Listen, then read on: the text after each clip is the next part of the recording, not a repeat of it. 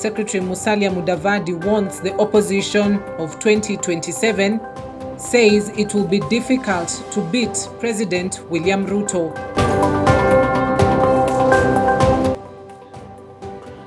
You're in safe pair of hands tonight. Our sign language interpreter is Laura Omondi. I'm Cynthia Nanjala. Let's get the show started. Just a day after the Kenya Human Rights Commission, KHRC, declared the Hustler Fund a failure, President William Ruto has waved off the report, dismissing it as a naysayer's report. The president also called out a local daily that had headlined the failures of the Hustler Fund. The Financial Inclusion Fund was launched in October of 2023, but has seen an inordinate amount of financial budget reduction, with just 300 million shillings allocated in this financial year of 2025-2026. The president spoke during a presidential roundtable with the private sector at a Nairobi hotel on Wednesday, and he pointed out that in just under 3 years, the fund has disbursed over 72 billion shillings to 26 million Kenyans. Our critics, the naysayers, the perpetual pessimists, and the chorus that never sees anything working in Kenya would have you believe that the Hustler Fund is a failure, as it is indicated in today's newspapers. They say this because they either do not understand or refuse to acknowledge the daily realities of millions of Kenyans this fund was designed to empower. Why we rolled out the Hustler Fund was for 3 fundamental reasons. And that is why we called it the Financial Inclusion Fund. It was not supposed to compete with banks. It wasn't meant to replace credit in banks. It was meant to correct a market failure, that there are people who banks and financial lenders cannot touch, even with the longest pole that you can find. But they exist. They are not included in the financial system, and they need support. So we rolled out the Hustler Fund to attend and to include these micro entrepreneurs. You know, people who sit in offices that have air condition, speaking from Nairobi, in posh hotels, don't think 500 shillings matters to anybody. President William Ruto has at the same time defended the Kenya-China working relations amid a push by the United States Congress to have Kenya's major non-NATO ally status revoked over its relations with China. During the presidential roundtable, President Ruto affirmed that Kenya will not look back and that working with China is in the country's best interest. The president further added that China has agreed to lift major tariffs on Kenyan exports, a move that makes trading with China more profitable. The high-level conversation with China, they have agreed to a reciprocal arrangement between Kenya and China. They have agreed to remove all the tariffs on our tea, on our coffee, on our avocado, and all other agricultural exports. That, I think, is a major breakthrough. It's partly why I have a bit of a problem with some of our friends, but it is what I must do for Kenya. You know, it's in the best interest of Kenya that we get into this market. Some of our friends are complaining that we are doing too much trade with China. Honestly, I mean, you know, when I sat with President Xi, I had a very candid conversation, and I told him that Kenya is importing 600 billion of products from China. Yet we are only exporting maybe 300 or 5%, according to Lee. that trade imbalance is serious. Former Deputy President Rigathi Gachagua says he supports the United States probe of Kenya's non-NATO ally status. Speaking during a media roundtable engagement in his U.S. tour in Kansas, the Democracy for the Citizens Party leader said there is a legitimate need for the United States to investigate police brutality, abductions, torture, and murder under President William Ruto's Kenya Kwanza regime. And I'm very excited that yesterday, in the Senate, the chairman of the Foreign Relations Committee tabled a motion for the American legislative arm to review the status of Kenya as a non-NATO ally because of violation of human rights, because of abductions, extrajudicial killings, using police against civilians, and again working with terrorist organizations in Sudan, in Somalia. And I want to appeal to the people of Kenya living here and working here in the United States to take time to lobby their senators and their congressmen so that they can know exactly what is happening in Kenya, so that when this particular motion comes up for discussion, there is support from the senators here in the United States, because Kenyans here are quite informed as to what is going on back home, and they can get evidence from home on the issues of extrajudicial killings. In fact, it is very sad that President William Ruto have the audacity to publicly issue orders for people to be shot. His Minister for Interior gave a shoot to kill order, which is happening every day. These are some of the things that must find their way on the floor of the Senate here in the United States, so that the American government can be well apprised of what is going on back at home. And we are hoping and we are appealing to the American government, and specifically President Donald Trump, that as he chooses an ambassador for Kenya, because the position is vacant, to consider to give us an ambassador to Kenya of the same caliber and thinking and orientation as Smith Hempston, who came in to help the people of Kenya when they face similar circumstances of violation of human rights and the erosion of democracy.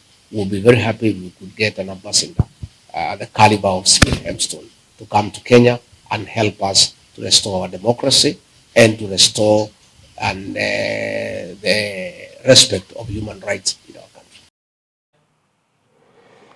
IEBC Chairman Edung Ethekon has announced that the Commission will be consulting with the Office of the Attorney General on concerns raised about early political campaigns witnessed in the country 2 years before the 2027 general elections. Speaking at a breakfast engagement with media stakeholders, Ethekon said although it is an issue that has been raised several times, they are tied to a High Court ruling that directed the Attorney General draft new laws on political campaigns within 1 year. The three-judge bench in their ruling stated that political campaigns outside the election period violate fundamental rights as enshrined in the Constitution. We are concerned by the growing wave of political intolerance.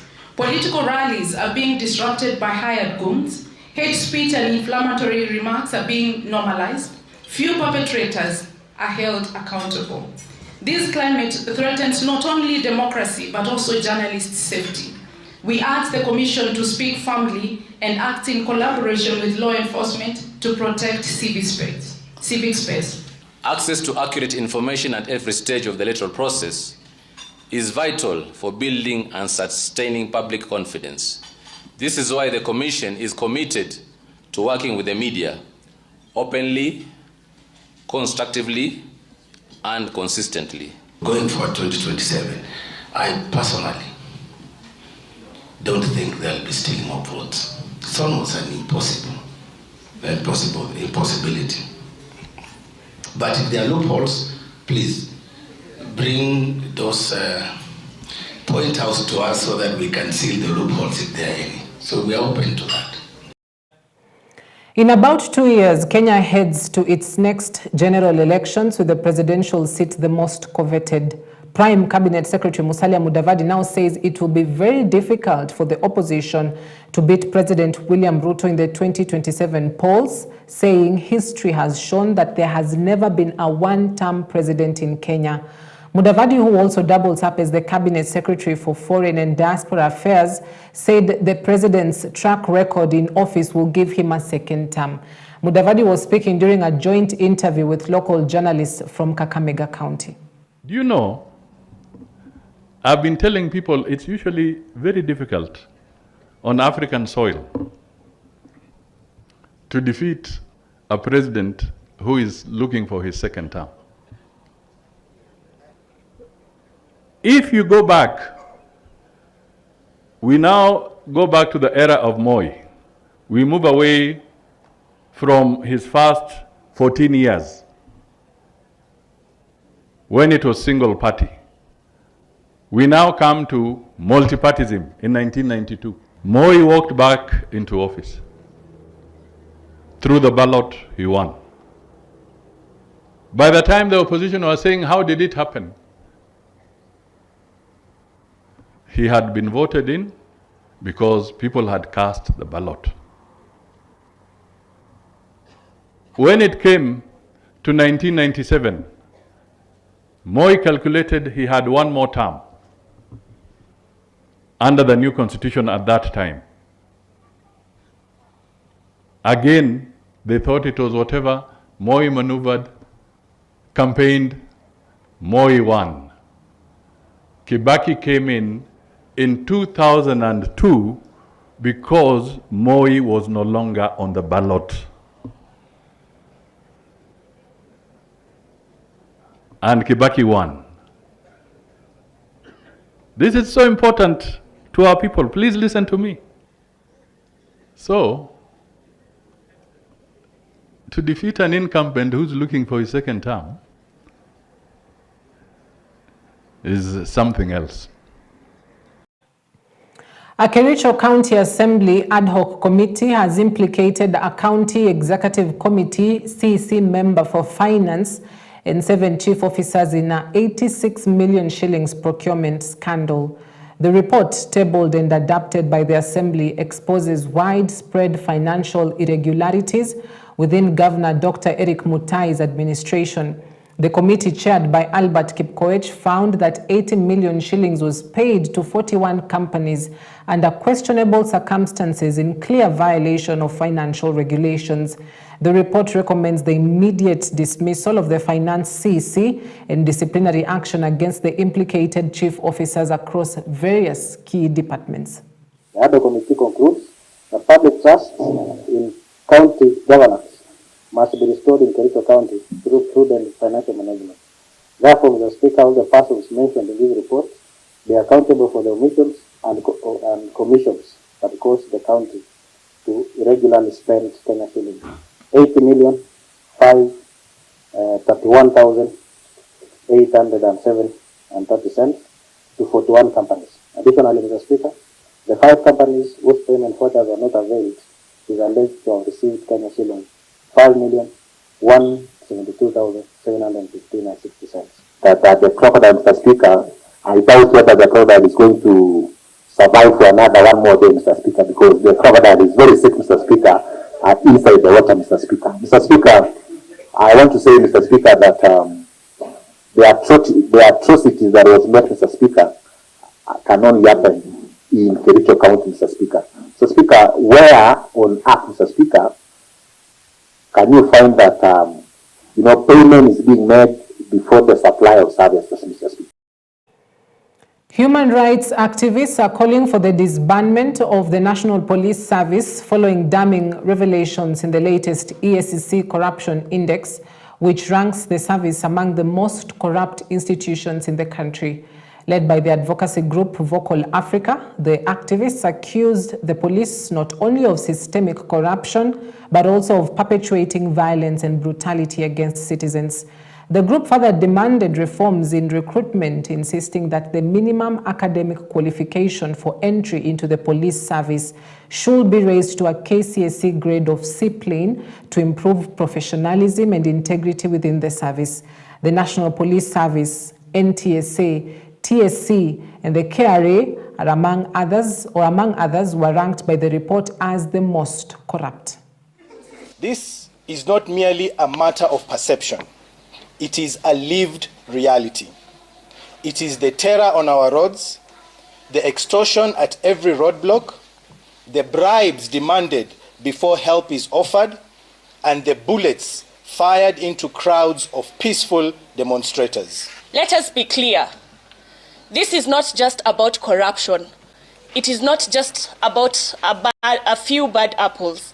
It is about a state that has weaponized its police force against its own citizens.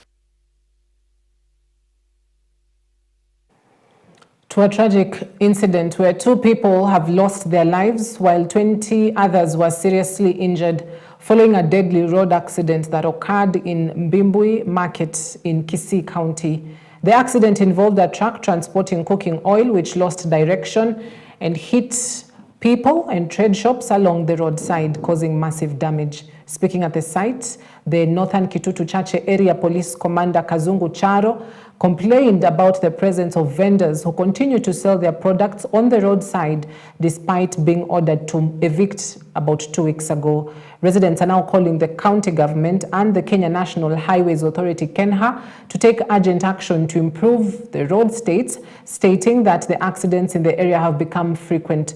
The bodies of the deceased have been transferred to the Kisii Referral Hospital morgue, while the injured are continuing to receive medical treatment.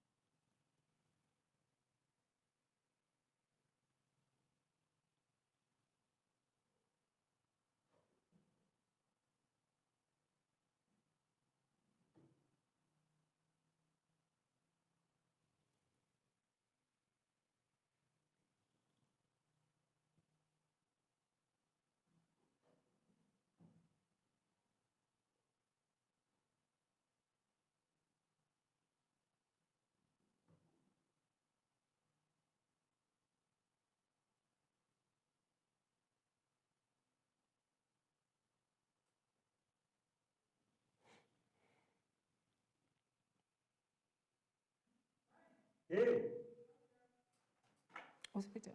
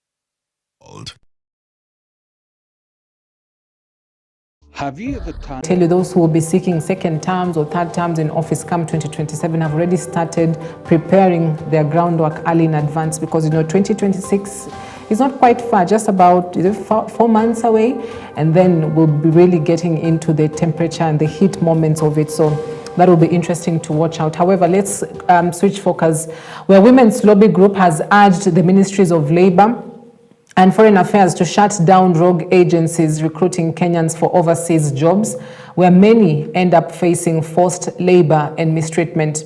The call by the Mama Kenya movement follows the horrific ordeal of 21-year-old Emma Nzame, who traveled to Lebanon in February of 2025 and returned to Kenya on July 28th. Actually traveled to Lebanon in February 2024 and returned to Kenya on July 28th, 2025. Nzame came back mentally disturbed after being forced by her employers to take care of snakes. She was later found in Shimanzi, Mombasa, mimicking snakes in a distressed state. Fortunately, she had her travel documents with her. Now, with the help of the national government administrative officers, the Mama Kenya movement reunited Nzame with her family in Kilifi County. She is currently receiving counseling at a safe house in Mombasa. Sisi kama Mama Kenya movement tunasikitika kwa sababu tumekuwa tukipata visa vingi vya watoto kuenda kufanya kazi wanadhulumiwa, wengine wanakufa, kuja inakuwa ni shida, wengine wanapotea. Kwetu kama wazazi tunaona ni uchungu. Hata hivi sasa tuna swala ambalo tunafuatilia kwa sababu kuna mtoto alidhulumiwa na tunauliza, umeelewa? Kwa nini uchukue watu wanapeleka watoto nje, uchukue mtoto umpeleke kule afanye kazi, apewe kazi ambao haikuwa kwenye karatasi? Jambo la kwanza. Jambo la pili, huyu mmemchukua mfanyikazi, kuna mechanism gani, mikakati gani, mbinu imewekwa katika watu wa Foreign Affairs na wale ma-agents kuhakikisha wana follow up hawa wamepeleka wapi? Nachoomba tu serikali yangu tukufu ya Kenya, mimi nawaomba tu kwa heshima na taadima, niko chini ya miguu yenu. Watoto wetu wakipelekwa ugaibuni, tafadhali hizi agent ambao ni rogue agent, maana yake tuwasikia wengine wanapeleka hata serikali haijui. Kwa nini wasitafute hizi rogue agent zifungwe? Maana hao ndio wanamaliza watoto wetu. Embassy kule ikiambiwa ya huko ugaibuni, wakiangalia kwenye nanio yao hakuna mtu kama huyo amekuja kule, ni kama wameenda kinyume na sheria. Serikali ifunge. We are losing our young girls. Vijana wetu wanauawa, wasichana wetu wanauawa, wakitoka nje wanakuwa traumatized.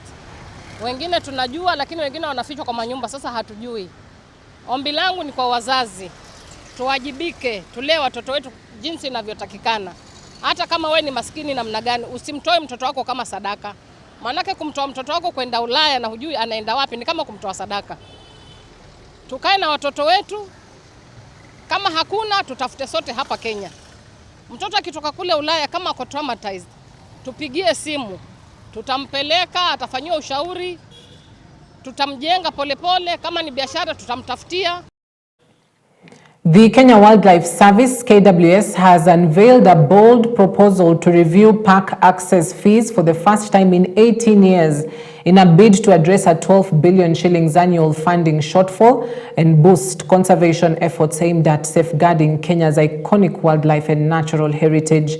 The proposed changes outlined in the draft Wildlife Conservation and Management Access and Conservation Fees Regulations of 2025 seek to ensure sustainable financing for KWS operations, which have been severely strained by rising costs, stagnated income, and escalating threats to biodiversity.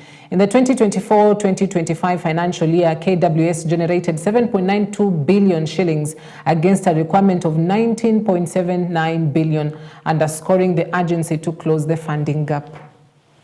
Actions from public participation exercise that Kenya Wildlife Service is conducting across the 47 counties with regard to the review of the conservation fees into our national parks, reserves and sanctuaries. Where there are stronger economies, I think that's where you can look at the parks and say that economy actually works for putting up some of the prices. In smaller economies and developing economies like us and developing national parks around us, we've got to also be realistic. But definitely we need to review the park fees, and this is why we're having this public. We need more from our KWS people. The other day they visited our village and they went through our primary schools and put that awareness to our school children about how they can take care of themselves when they are coming out of school and going to school, especially when they meet with their wild animals. Tukipitisha huo mjadala, KWS itaweza kupata nafasi ya kufanya kazi vizuri sana, na their services zitakuwa improved kwa sababu watakuwa wamepata enough revenue ya kusaidia kufanya services.